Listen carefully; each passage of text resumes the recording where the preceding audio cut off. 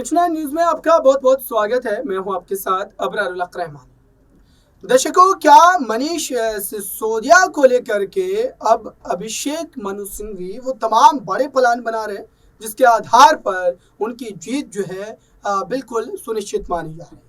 और क्या मनीष सिसोदिया को लेकर के इस वक्त जो तमाम सवाल आपके जहन में हैं और जो आम जनता जानना चाह रही है कि क्या इसमें ईडी सीबीआई कोई बड़ा घोटाला कर रही है सबूतों के नाम पर, क्योंकि दावे बहुत सारे हैं लेकिन सबूत दूर दूर तक नजर नहीं आते। मेरे साथ प्रज्ञा है, इनसे समझते हैं कि दरअसल मनीष सिसोदिया को लेकर के इस समय जो है केस को देखते हुए, कोर्ट की तमाम टिप्पणियों को देखते हुए आपकी राय क्या होगी?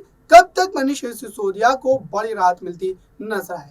देखिए अबरार, अगर मनीष सिसोदिया की बात करें तो 30 अक्टूबर को उनकी जमानत याचिका को खारिज किया था सुप्रीम कोर्ट ने और आज पूरा 1 महीना हो चुका है। और जिस तरीके से कल मनीष सिसोदिया ने एक बार फिर से सुप्रीम कोर्ट की तरफ रुख किया और पुनर्विचार याचिका उन्होंने दायर कर दी है। अब कहा जा रहा है कि जो 1 महीने का समय यहाँ पर लिया है मनीष सिसोदिया ने और उनके वकील अभिषेक मनु सिंघवी ने, वो इसीलिए लिया है कि ईडी अब अदालत के सामने ये नहीं कह पाएगी कि सबूतों को तलाशने के लिए, उनकी पुष्टि करने के लिए, उन्हें ढूंढने के लिए समय नहीं था, क्योंकि 30 दिन एक काफी अच्छा खासा समय है। और ऐसे में इन्हीं तमाम दलीलों को लेकर अब अभिषेक मनु सिंघवी सुप्रीम कोर्ट में फिर से अपने पक्ष को रखते हुए नजर आएंगे। और ये भी कहा जा रहा है अबरार कि इस बार अपने पक्ष में जो अभिषेक मनु सिंघवी है वो दिनेश अरोड़ा के बयान को भी रखने वाले हैं, क्योंकि ईडी और सीबीआई दोनों की जो कार्रवाई है वो सिर्फ और सिर्फ दिनेश अरोड़ा के बयान के आधार पर हो रही है। याद दिलाना चाहूंगी, ये वही दिनेश अरोड़ा है जो शराब घोटाला मामले में सबसे पहले आरोपी के तौर पर गिरफ्तार किए गए थे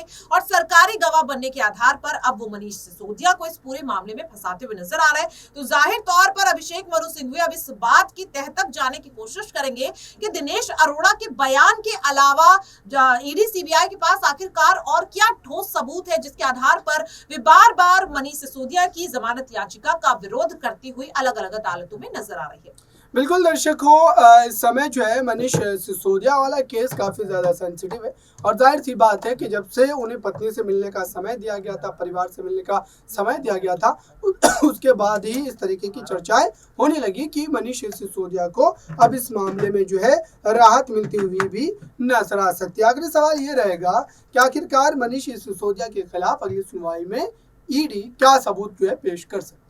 देखिए यहाँ पर आपको बता दूं कि अगर ईडी को सबूत पेश करने तो सबसे पहली चीज जो 5 सप्लीमेंट्री चार्जशीट यहाँ पर दाखिल की गई है मनीष सिसोदिया के खिलाफ, उनकी सॉफ्ट कॉपी के साथ साथ अब हार्ड कॉपी भी ईडी को अदालत के सामने पेश करनी होगी।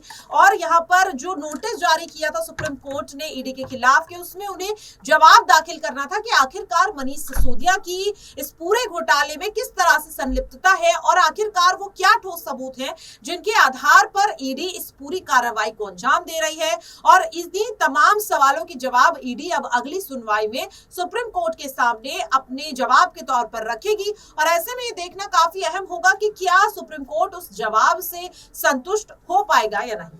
बिल्कुल दर्शकों, सभी की नजरें इस बात पर टिकी हुई है। जो भी अपडेट होंगे हम आप तक पहुंचाते रहेंगे। इस खास रिपोर्ट में बस इतना ही। जुड़े रहिए बड़ी खबरों के लिए नेक्स्ट न्यूज के साथ।